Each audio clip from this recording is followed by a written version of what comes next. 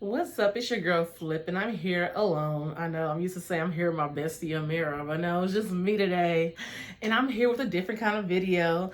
I mean, this is Flip's views, so what sense wouldn't it make to give my views on something that I really love, which is documentaries? Like, I am a documentary buff, especially during this quarantine. I haven't even I've been paying for cable for no reason because I've been streaming nothing but documentaries. I've been on Amazon Prime watching all the old stuff. I've been on YouTube. I've been on all the others. I've been on everything but the cable that I'm paying for to watch documentaries. But yes, it only makes sense to give my opinion on documentaries. I'm always sharing what I'm watching with you guys on Instagram and anything and everything else. So I said, okay, might as well start giving my little viewpoints and my little recaps of the documentaries that I've seen, and to let you guys know if it's worth watching or not. I'm gonna give you guys a real. I'm not gonna let you guys waste your time. And I don't know. Maybe you guys have different views than me, but I'm gonna give you guys what interests me. So Netflix has come out with their latest documentary. They had another one out, the last blockbuster that came out last week, which I was really waiting for, but I was bored by it. It did not keep my attention. I found myself on Instagram and everything else while watching that documentary. So the next one that I decided to check out was the college admission scandals one, which is called Operation Varsity Blues College Admission Scandal. So pretty much, I don't know if I'm gonna go ahead and just give you a background for those who don't know, but I'm pretty sure everybody knows.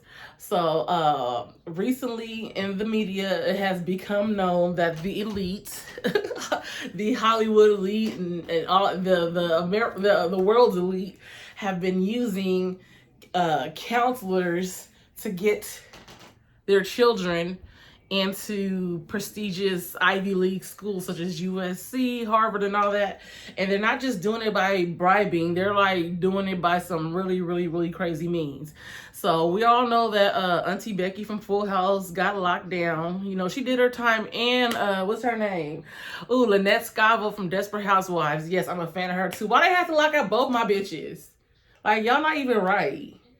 Like, damn, like, y'all could have put them on some kind of house arrest. Like, y'all had to embarrass Lynette Scavo and Auntie Becky. But yes, after I watched the whole thing, yes, I decided that needs to have their asses locked up too after the whole shit wrapped up.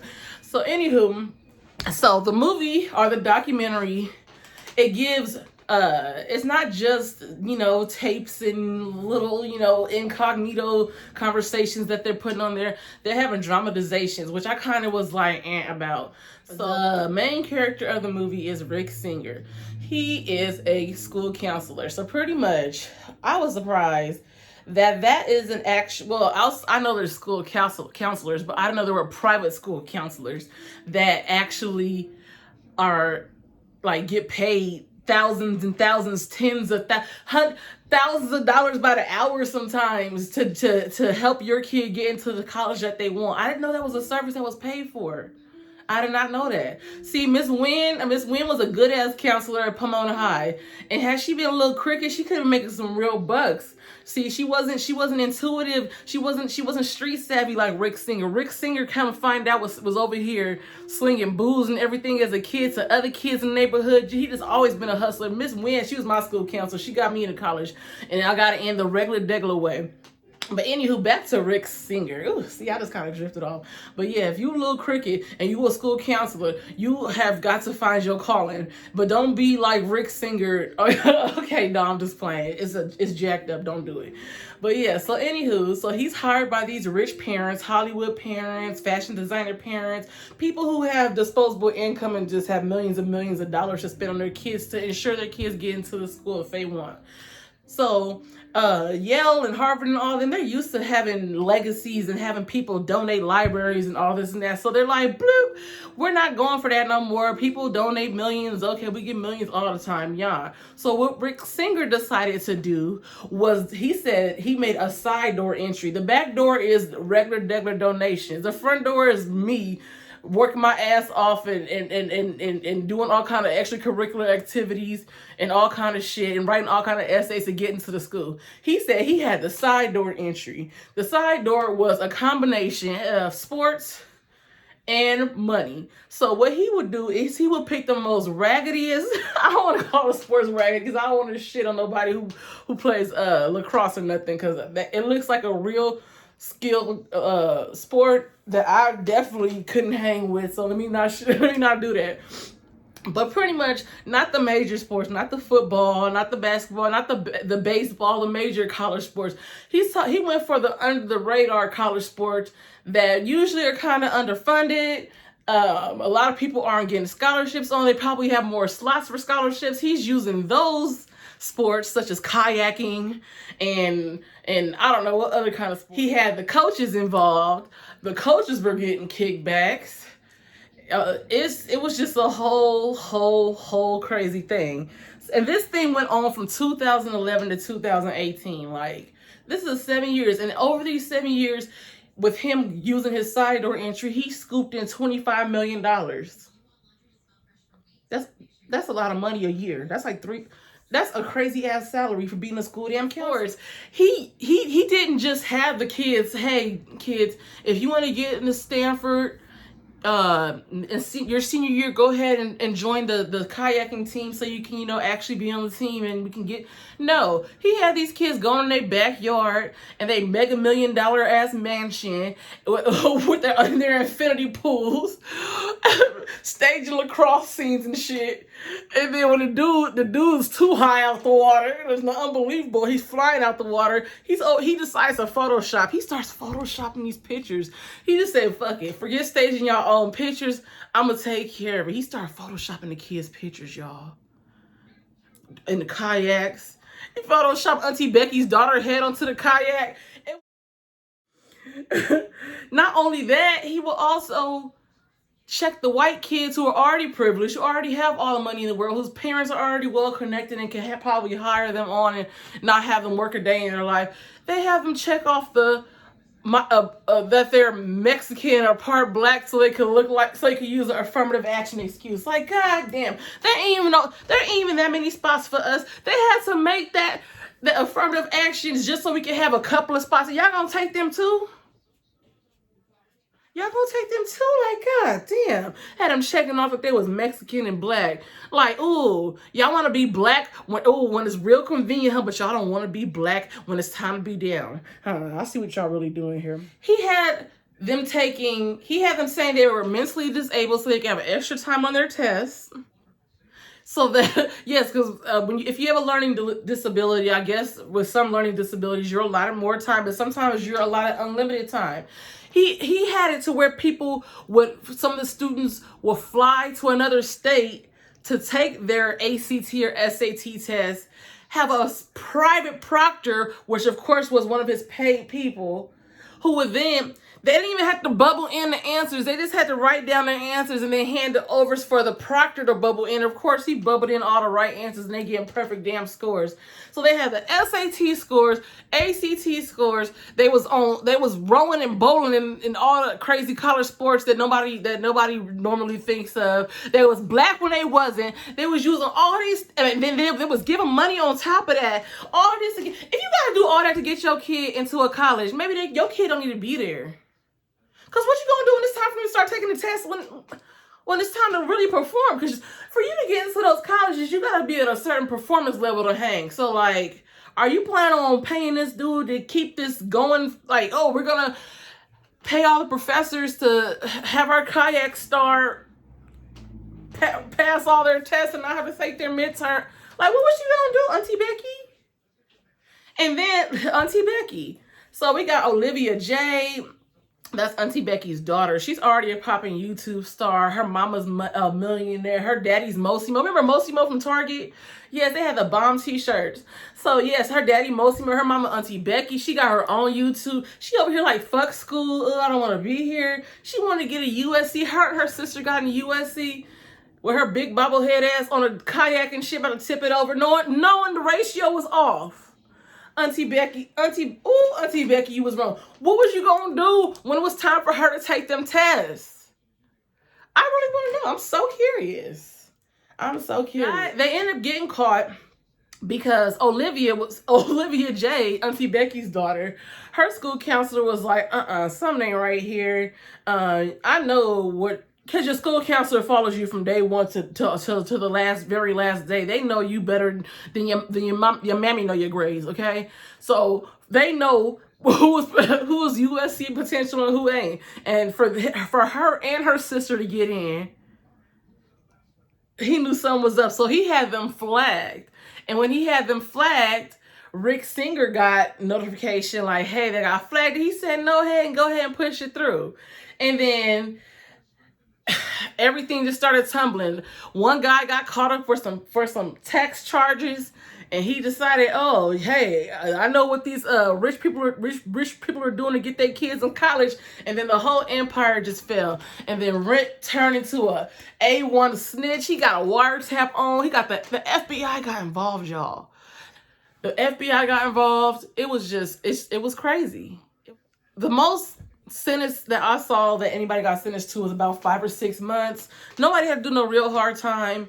The kids, I think all of them got shamed. I don't know, and got kicked out. Okay, overall, the documentary was enlightening. At first, when I first heard about all of this happening and heard about Lynette Scavo and Auntie Becky getting put in jail and Mosimo getting put in jail behind us, I'm like, what the hell? Over who doesn't bribe, or who wouldn't use their influence and their prestige to get ahead in life? Like, that's a natural thing to do. But once I watched the documentary and watched the means by which they did get these spots for their kids, and then compared, and then on top of the fact that they're already privileged people that already have everything they want in the world, just to realize that they were taking these spots and opportunities from people like me, who didn't qualify for no financial aid because my mom made too much money, even though she was a single mom and had 2 twins in college at the same damn time. I didn't qualify for no money. So when I got money for school, I had to write essays. I had to have my GPA on point. I had to have I only went to a school in state, so I only took SATs. I had to really be on top of my stuff. I had to be I was in Asian club, BSU, cheerleader. I was in AP classes. I was in honors classes. I took 3 extra years of Spanish. My senior year, when you go to senior year, you only have to take 4 periods, and you have like a shorter day or early start or late or leave early, whatever. I couldn't wait till I become a senior to actually do that. When it's time for me to become a senior, I sit down with Miss Wynn. I'm like, yes, Miss Wynn, I want none but bullshit classes. Put me in choir, put me in retails. She was like, you want to go to college, girl? And I wasn't going to none but Cal Poly up the street. She's like, no, you're going to college. You're going to make yourself look competitive. And she made me take all 6 of them classes. She had me in, and I'm horrible at math. She had me in trigonometry and pre-calc and all that shit. And a 3rd year of Spanish for the hell of it. Just so I could be that much more competitive when it was time. And I'm black too. I'm black. And I still had to do all this shit to get through.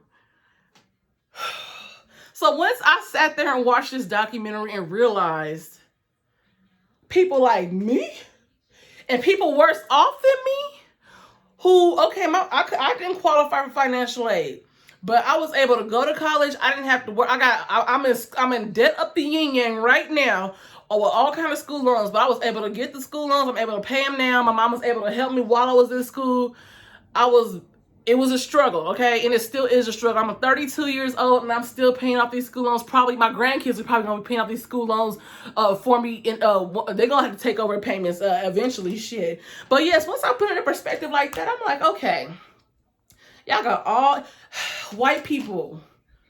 Oh, I hate to say it like that, but that's exactly who it is. It's like, damn, how much power do you want? You got Auntie Becky, Lynette Scavo. You guys are like, they're married to celebrities as well. Auntie Becky and Lynette Scavo. Auntie Becky is married to a dude from Shameless, and his kid's already making her own money. Could drop out and not do nothing for the rest of her life and be straight for the rest of her life. And you guys still took the time and energy and effort and money and resources to do all that. And then the crazy part about it is they all got caught up talking on the phone with Rick Singer. So y'all want to do some little sneaky shit. Y'all want to do some little scheming and scamming shit, but y'all know how to do it right. Y'all don't talk about no shit like that over the phone. Rick Singer, hey, remember when you sent me that $500,000 payment for your daughter to say that she was on the kayaking team? They're like, yeah, Rick, I remember when I sent you that payment. Hell no. Hell no, you wouldn't have got me like that. Hell no. See, Auntie Becky and Annette Scholar, before you guys decide to go do some scheming and scamming shit like that, y'all need to go talk to Keisha and them around the way and figure out, and go talk to your homegirls who done got this PPP loans and have made some shit shake with these COVID finances, okay? Yeah, they the bitches to show you how to get away with some shit now. So before you go decide to be sneaky, ooh. See, greed, that's what greed gets you. You got all this in the world, you just want more, and you take from others to get. Well, imagine if this happened to a poor person. Reggie Bush got his Heisman Trophy and all that revoked for having his mother taking bribes from a college recruiter when he was in college. They took his shit after he made it to the pros, got grown, got kids, and was well done with college and had his career and everything, and stripped that shit from him. He still to pay consequences for that shit. And he wasn't taking no spot from nobody. These people decided to check off they was black, get extra time for their SATs, get the score switched to whatever score they want to by having a fake protected test. Get your face photoshopped next to a damn tetherball court. Like, it's like, God damn, you gotta do all that to get in. Maybe your ass don't need to go. But yes, overall the documentary was okay. Let me see, out of a 10, what do I give it? I give it a 7. I give it a 7 because, like I said, the dramatization part was, dramatizations could be a little corny sometimes. So when they were kind of reenacting some of those conversations, it sounded like reenactments. So I would have liked to hear some of the real audio. I don't know if it was like for like privacy purposes. Some of the people who weren't like publicly disclosed, they didn't want to use their voices. I don't know.